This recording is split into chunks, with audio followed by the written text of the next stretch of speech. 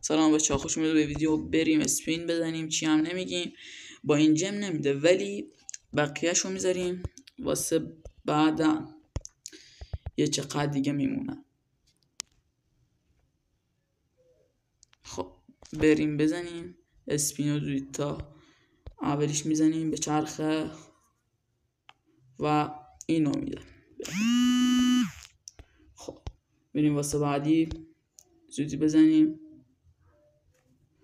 و اینو میدم. ببینیم اینو این داد، حالا باید اینو بده. میزنیم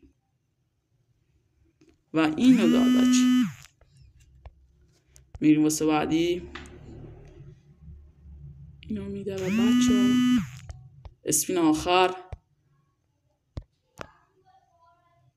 و تمام.